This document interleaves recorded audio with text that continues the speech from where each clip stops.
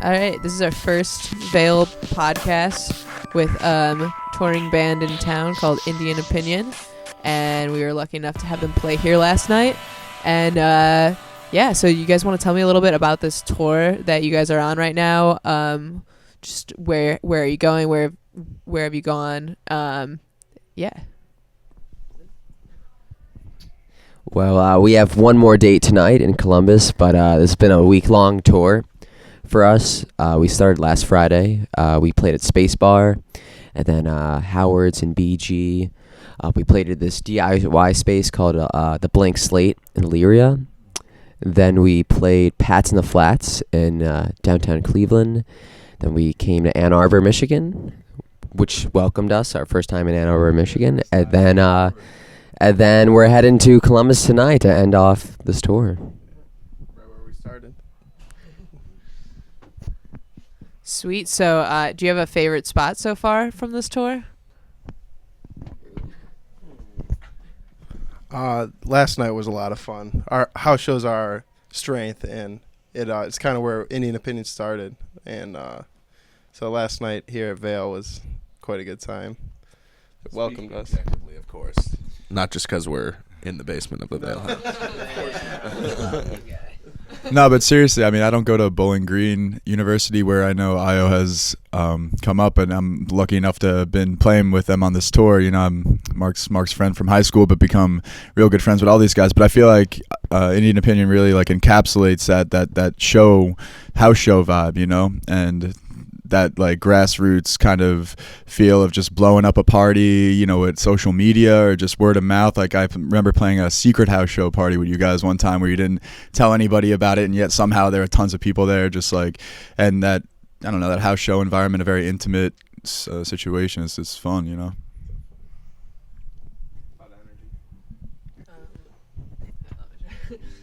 I wish we didn't have to have these passing around the mics. I will get a better setup.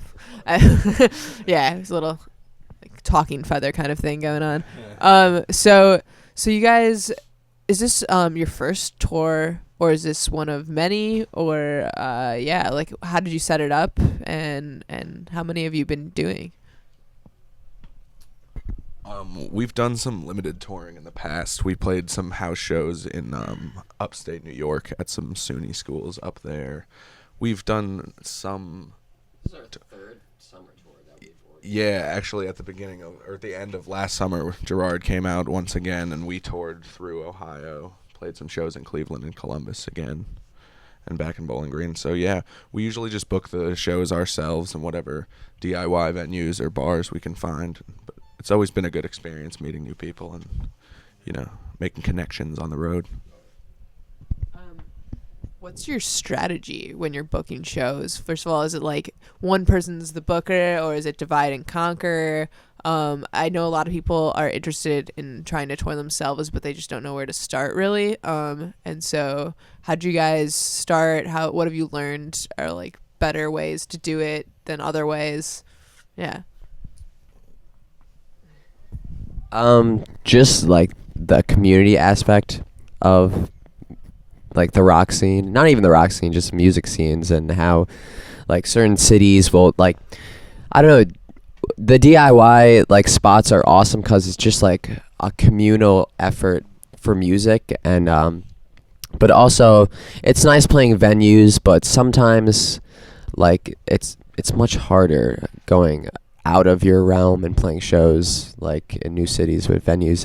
But we've been fortunate to have shows that like were great opportunities outside of our like stomping grounds. But it's like just like meeting new people is huge, and communication through that, and yeah, that's just part of the experience and the whole community, and that's why Vail House is cool. But no, yeah. But like, just like I met you through Pocket Candies and playing in BG, and it's interactions like that really I don't help out, you know. So. Have you ever just done the like no communication before, haven't met the person in real life, just reach out and see what happens route? and how has that turned out well ever, or is it usually just not doesn't result in a show? Yeah, I've done that. That's the power of Facebook and social media, though. Like, I'll talk to someone about booking a show, then they have a mutual friend of someone else I've played with in Cleveland, or like booked a show, or knows this guy and whatnot. So it's the whole community thing helps. But like our show tonight, we don't know anyone. We're playing a house show, so it should be interesting. Yeah, someone's birthday party, and then we played a DIY spot that we didn't know anyone, but it was just I met through a DIY Cleveland community, but like it turned out to be great. Yeah, just like Facebook groups and just what I know, do it DIY, something like that. But yeah. Yeah, I think one of our best shows on our last tour was a birthday party. So it was also where we really didn't know what to expect, and that was one of the best shows. So I think birthday parties, it's a good spot to have a show. 'Cause people will be there for that person's birthday, so you're gonna have a crowd. Yeah. It might just Be the saddest birthday party. Sweet. Yeah, those Facebook groups and that Dude DIY website, I don't really know how people book tours before then. I can't really. Yeah, like social media is so important for that kind of stuff too, and like just the fact of everyone being so accessible and being able to talk to people like that who are in different cities and being able to communicate like that, Yeah, no, totally. Yeah, I just have no idea.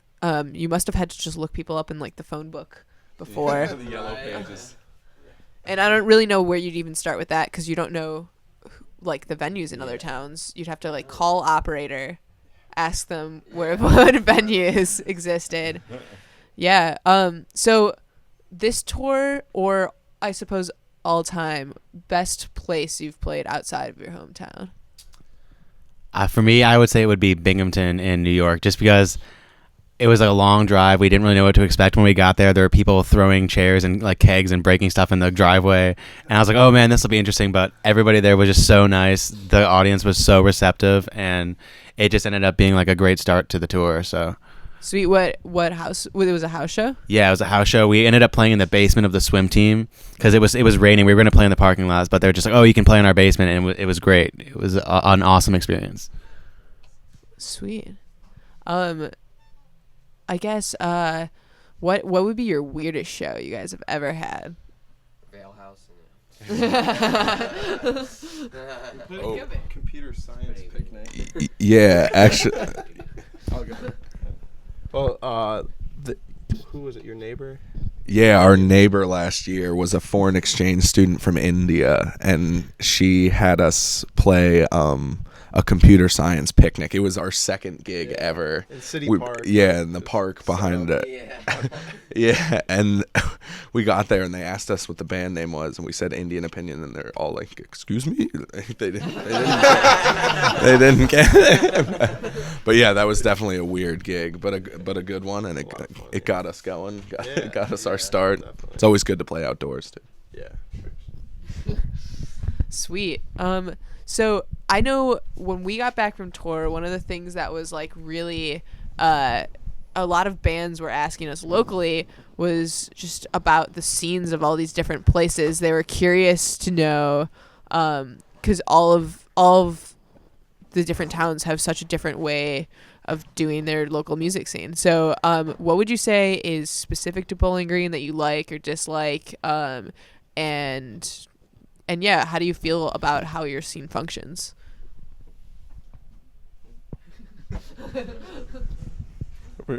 The scene. What's the scene? The Bowling Green scene. Well, I guess last year we had the whole 116 scene. It was like, well, our first EP is named after this house. It's where the band started, and oh, you had a 118. Okay, wow. But that was like a big startup of our house shows and whatnot. And this year we don't have the same house. We've just sporadically had house shows throughout. the year. But yeah, there's some spots in BG to play in. It's a college town, so that's the primarily, the big audience is college kids and whatnot. So I'd say if you are a college band in the town, then like kids are gonna come out. But if you're coming into BG, you need to like get with a show with a BG band, because like touring acts really don't come through except if they're gonna bring a big college crowd. We're near Toledo, and then I guess bands come through Detroit, so that's really where bands come through. Yeah, there are a good amount of local bands, and it's kind of cool how we all kind of support each other. Like we find each other at each other's shows. We book shows together all the time, and there's this other band like Hobo Stew and Circle of Sun. We played with a lot of different groups, and there's also the Movement. So the Movement is like this group of rappers in Bowling Green, and we collaborate with them a lot, and like we do like Spotty Yachty Dopalicious and like covers like that, and also it's just great because we have a lot of friends that are constantly at all of our shows, and like we couldn't do it without their support. That's great. So sweet. Yeah, I actually think we've played with Hobo Stew in Toledo one time. Yeah, they're a great band. Yeah. So yeah, lots of house shows, lots of college scene. Do you feel like is the music school of the college very involved in the DIY scene, or are they kind of separate? Yeah, very separate. Very separate, but I feel like the whole there's a lot of the culture of BG from that. Like it's a big we have a new music festival, so it's like that's heavy in like the people, like the music people in BG. It's a lot of avant-garde type of stuff, which is very cool. Yeah, and even like there's stuff in town like that, but it's like BG's such a college town that people from different backgrounds that like it's like I wouldn't say it has like a huge influence on it, but you definitely wouldn't you concur? Oh yeah, definitely. Or anyone else? Yeah.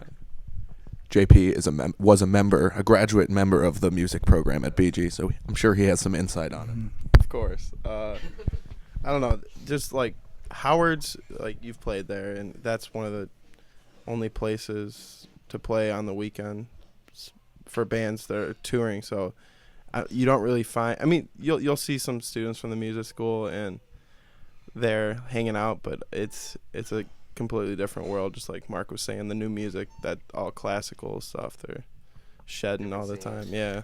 Yeah, I know, but I think that's important too, like, but you're right, it's totally like a different culture, that like academic, like school music scene, as opposed to the real world, like social music scene, as you guys are playing for college students, playing for people that are dancing and coming to socialize. It's putting what you're learning, or what these people, or JP was learning in school, and Mark, and all you guys, putting it into like a real world context, and that's cool. Yeah, and I still there is overlap. We go see the jazz faculty band every Wednesday night. We go to academic concerts and see music in that context, and those people, Mark's guitar teacher has made it out to our house shows, and there's still this supportive community of musicians in BG, and I think part of that is fostered by the music program, whether they're coming out to a house show at 2 a.m. or not. Yeah, I think Ann Arbor being a college town, we kind of have a similar thing. From my experience, I think that our avant-garde like music school influence bleeds maybe a little more into our house shows and stuff. As you kind of saw, I think with like the first few acts, there was a little more last night, maybe a little more experimental stuff than. But I'm sure like every night at Howard's is different too, and like at house shows, I've still not been to a house show yet in Bowling Green, so I'm sure like they all have different vibes. So I was gonna ask about well, first of all, where we can find your music. How do you feel about releasing music? How do you guys go about Bandcamp, Spotify, navigating physical copies? What's important to you to have as merch? Because that's a large question. So yeah. All right. Well, our music can be found on Bandcamp and SoundCloud. Both of those links can be found on our Facebook page. Just Google Indian Opinion Band, and we also have Instagram. We're on pretty much all the social medias. And as far as like releasing songs, we've released one EP, 116, and that we recorded with just a do-it-yourself studio in someone's basement. It was awesome, and we had somebody master it, and then we just released it for basically for free donation. The big important thing for us is just to get people to hear our music. We're not really so much concerned about making money off of it or anything. And then this past year, we were very fortunate. After playing a show, I got a message on Twitter about somebody to like contact this faculty member at BG about recording, and so I sent him an email, and he needed a band to record with the recording class. So we got to go into the school and record 2 songs, and with like great quality equipment and everything. And the guy's a professional; he's been teaching the class for years. And then we released those 2 just as singles, and then they asked us to record again this last semester. So we recorded 4 total songs with the school, and we just kind of released those as singles on SoundCloud. 2 unreleased now. Yeah, well, there's 2 unreleased now. Yeah, those are pending. They'll be out probably sometime this summer. Cool. So you guys are hoping to have a future in playing together more, right? I mean, it seems with touring and stuff, you're not trying to be like, oh, we're graduating, we're going off in different places. So even though it's awesome to like in your first stages be like, yeah, I want my music to be free and out there. Do you guys have plans for how to like what your next move is? I mean, you guys had shirts for sale and stuff, but at some point you have to be like trying to, I guess, save up money to be able to tour more, and I guess you have to kind of put in money at some point and hope that you're gonna. I know money is like not the point, but I guess it's something that everyone, I think, at this like graduating confused stage where you're like, I want to do this more, but I don't want to, like, I don't know how to support myself doing this. Do you guys have an approach to like a plan with that, or are you kind of just floating around trying to figure it out? Yeah, we're running around like chickens with our heads cut off. But I think the important thing is just keep playing. Hopefully your music will find the right ears. We'd love to release a full-length album and maybe charge some kind of money for that. But money is never the priority. But yes, we're at that stage where it's reality. It's a necessary evil. So we'll see where it goes. But yeah, we'd love to make a living out of it, or make something out of it. Yeah, I think some like future moves that we were thinking about making too is like that now that everyone's has a little bit more flexible or a little more schedule flexibility in terms of that, just get on the road more and really try and get maybe with like a more established band, get on like their bill maybe of just their run of the Midwest, get on a couple of their shows, so then there's kind of more of that logistical work is taken care of by people who are doing a real deal, doing national tours, and maybe grab 2 weeks when they come through here, and then maybe on their next tour go with them through the whole East Coast run too, and really I think sharing our music with as many people as possible is the number one goal. Definitely. And we got a little taste of that too.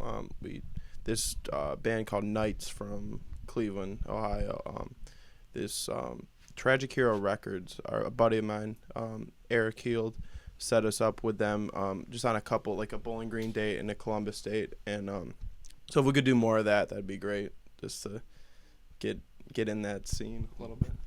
Yeah.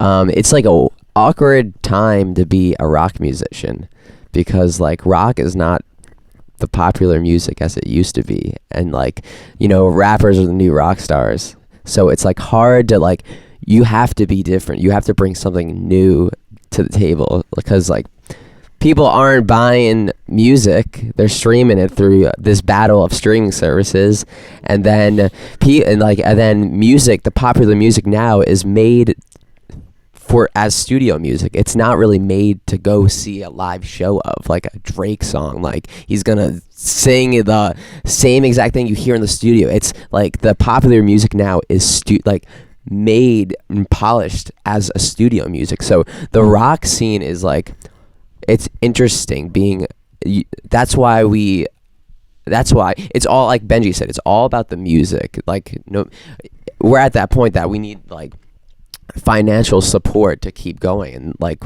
it's a different approach now at the stage we are, but like it's all about the music, and we have all studied jazz before and have a love for improv music, and I feel like that's what makes the live show different than seeing another rock band, because the moment of time that you see us can't be recreated on a track. It can't be recreated listening to the audio recording. You have to be in the space. You know, the space can't be the sound in the space affects it. You know, it's the people standing next to you so it's like that we really pride our live show. And like, I mean, the music's the product, but like the playing of music and being there, it's like that's where our heart is, you know, the house show environment. That's where our heart is, like playing live, improving a solo and opening it up and seeing where it goes. That's the heart. That's like that's the outlet of expression right there. Like, so, but it is an awkward time to be in a rock band. Like, I feel like, but not in a good, not in a bad way or anything. It's just like, it's finding the approach now. Like, I think even like, well, the fact that you said with pop music, but also just like the electronic music scene that's blown up, is like, sometimes it's worrying for me that I also am the same in that, like, I feel like playing live is just a totally different thing. Like, going to live concerts is such a like completely different experience than just listening to music, and like, I think it's a big reason that I fell in love with playing music, but I get sad sometimes when I see that a lot of people don't seem to care when you go to like an electronic music show, whether they're someone actually playing some parts, like with Robin Monogamy last night. He was like live effect doing, he was playing the synth live and he was affecting the tracks live, but a lot of DJs just press play, and some people care, but some people don't care, and sometimes I'm not so sure. It makes you feel like some of it's kind of in vain if no one cares if you're actually playing it live. But I think when people see shows like what you guys put on last night, like, I think that's a pretty convincing argument that live music is still pretty important. Let's see. What other questions do I got? I also didn't want to just ask questions, but it's a little harder to do it with only the two mics in any other way. I guess. Oh, so I'm sure you guys were in bands before this one, probably. So, first band names. First band ever. I was in a band in high school, and we were about to play Battle of the Bands, and we didn't have a name, and it was literally the day before, and our guitar player would always, we all had ADD and we're just total spazzes, so he would always say "seriously guys" when we needed to practice. So our band name was literally just "Seriously Guys" with a question mark. It was terrible, but but it happened. That's our legacy now. Just one was the Aviators, because we wore like sunglasses, Aviators. It was like 8th grade, like playing in the town show, playing Green Day, playing Weezer. Like, that's one that sticks out for me. I started learning guitar in 5th grade, and so did my other friends, so we started a band called Input 9. But the thing is, we never rehearsed. We were just a band, and we made a website. And we made it like our About Me pages, like favorite color, favorite food, top favorites, 10 songs, and like, yeah, it was Pixo.com. It was input9.pixo.com, and then but we never played a show. Oh no, we never. But we would like write songs individually and then post it in our album page. So it'd be like, we would fill out an album and be like, all right, next album, and then like we'd make another album. Yeah, but it never happened. We never had a drummer, but I remember this kid like was gonna buy a drum set, so we labeled him as the drummer. And then the second band was called Curbhead, and that didn't really progress anyway. It was the same thing. I was in a band in 6th grade called Shockwave, and we just like, I don't know, just a bunch of kids. It was like we played like stuff like Secret Agent Man, like it was like really cheesy, like middle school jazz band arrangements, and it was fun.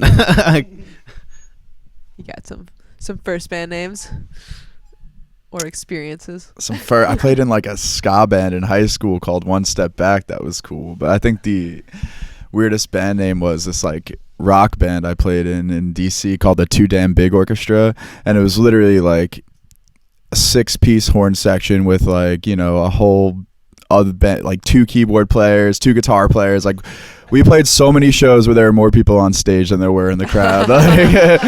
Like some dive bars. So that's fun. Sweet. I had my first band ever. Both my parents are piano teachers, and there's 88 keys on a piano, and we all played different instruments, but we all met because they all took with my parents, and so we were called Route 88. Play on Route 66. It was pretty cheesy. So how do you guys go about like promoting shows, the tour? Mainly, I think a big question for me that we struggled with when we were touring is how do you go about promoting a show in a place you've never been, or do you? And what is like trial and error? How is that going? Well, locally, I know we try to hit up the social media as much as possible. Like, we'll post something on our Facebook page, and then everybody in the band will share it, and we'll like tag people in it. And because like the more people you have tagged in a post, the more people see it. The more people like a post, the more people will see it. And then we hashtags, on Instagram. And then we also like sometimes like pass out flyers and hang up flyers around. Like we almost always, like the CMA, we just put flyers everywhere and buildings on campus and stuff. Also just trying to like talk to friends and get groups going. Yeah, like talk to all the different squads, make sure everybody's coming, and then as far as abroad, it's a little bit of a different strategy, I guess. We kind of rely on the other bands a lot. We post in the Facebook events. Mark? Yeah, a lot of social media, and it's important for like the hosting band to support other touring acts and vice versa when people come to our hometown. And then just like posting on music scene, like Instagrams and like Facebook, and usually we'll, if it's like a city, we'll know someone that's gonna be there, like from the city, a friend of ours. So I mean, it's a place to crash one, and it's a place like that we can hang out with friends. And then, I mean, you know, maybe they'll bring out friends or help promotion. It's like I don't know, relationships are such a big key in not even music but life. So yeah, I think that was, for us when we were on tour, one of the biggest struggles were the cities where we didn't know anyone. And it was like definitely a learning experience in that certain people that, especially if they haven't ever toured, had no idea like that they're kind of expected in a way to bring some sort of audience. And so I guess like for us, a learning experience was just like booking touring bands that have toured, if you're booking your own show, or like if you can have a friend that can book the show for you and actually know bands that are gonna go out of their way to try to make sure some people come see you. Let's see, I think I ran through like most of the things I was thinking about. Let's see. Oh yeah, are a lot of the places on tour like places you've been before? Have you been? I know you said Ann Arbor. This is your first time here.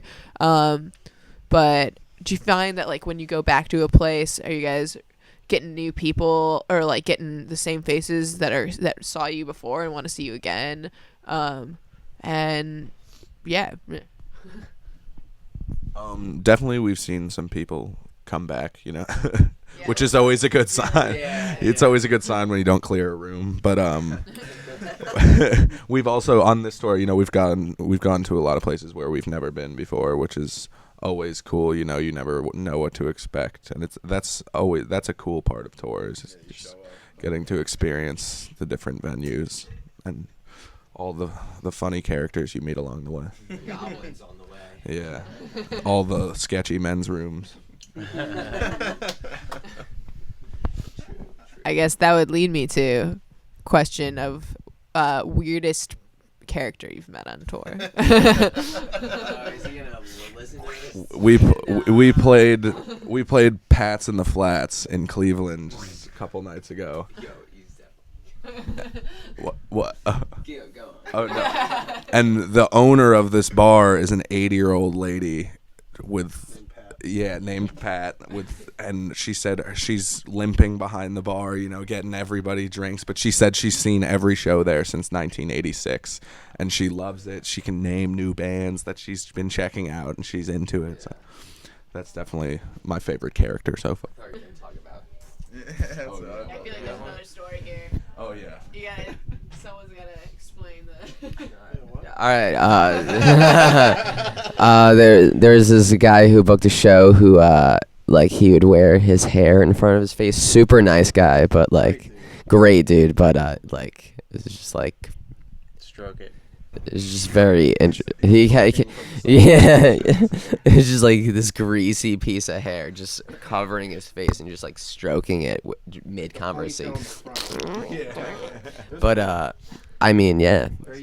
Very unique, and we even got it's that dude with the hair in front of his face, yeah, he's been booking there for 15 years. It's nice dude. Yeah, but it's just you meet some characters on the road. Chip Thompson, though. Wow. Yeah, that's Chip. characters on the road was definitely I feel like I'm already starting stories for a novel of just about characters on the road because we ran into some. Yeah. I guess my friend was just trying to. As soon as I got back from tour, my friend was trying to get me to listen to all of. Did you guys listen to Jackson Browne ever? Running on Empty. That's a whole, all written on tour album. Yeah.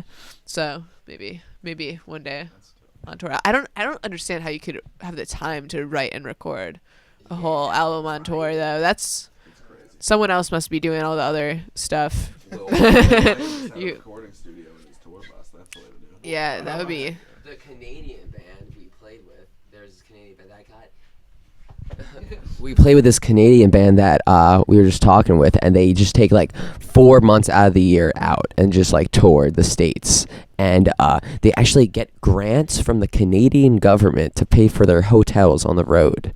So I was just so what do you guys do? Just sleep in your car? It's we sleep in a hotel every night. I was yeah, it pretty much pays for the whole thing, but we make the the rest from just merch sales and whatnot. I was just oh, nice. Yeah, that sounds a little bit too good to be true. I feel like there's got to be some catch, right, Canada? Yeah, there's definitely some. I don't know. I don't think so. Yeah, I think that they. Speaking of getting grants and other things helping you, are you guys interested in being on a label? How do you feel about labels? It's kind of this weird relationship right now. I feel in that labels don't want you unless you have an established base. But if you don't have if you already have an established base, why do you need a label? So I don't know. What are your guys' thoughts on that? Are you looking into labels? Have you sworn them off? Yeah.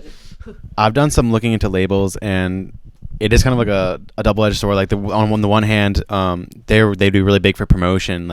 If you're on a label, it's in their best interest to make sure as many people hear your music as possible. So that's a great aspect of being on a label. But at the second time, on the other hand, they might control aspects of your music, and it just we've looked into it a little bit, and for the most part, just you have to get people to hear your music, producers. You can't. Lots of the bigger record labels, especially, you can't send them demos. They don't accept it. You just have to find somebody that works for them and hit them up and see if they will listen to your music. And I guess if in my for me, if we were to get a label, a smaller one would probably be better, just because I think that would fit what we want to do a little bit more. Yeah, I don't know how we feel about it right now. We're all over the place. Yeah, I would say luck is when preparation and opportunity meet. So that's what I feel like. Preparation, just get good. It's really whatever gets Opportunity. the Grammys is what. Looking for a Grammy. Yeah. Yeah, that's. Yes. They actually just opened up Grammys to music, like independent music, I think. That's cool. Wow. I didn't even realize that it wasn't, but I just saw something recently about that I guess you couldn't get I saw Chance the Rapper actually posting about it because I'm pretty sure is not on a label, and he now you can get a Grammy if you're not on a label, which I guess I didn't even realize that wasn't a thing. Wow. Yeah. Yeah. Interesting. Yeah. So, yeah, I think the world is maybe starting to recognize the death of labels, but also small labels still have their place. I think that's for sure. Mm-hmm. Yeah, I don't know. Do you guys have anything you want to add? Plugs for stuff to look out for coming up? Yeah. Look out for new recordings. Look out for end of summer tour dates. We'll be looking into recording an album. Maybe we'll have a fund me type of thing to fund our album. I don't know. You got anything, JP?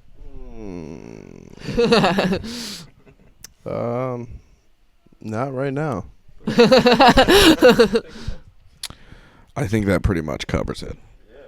I don't want any shameless plugs on my No shameless plugs. on my resume.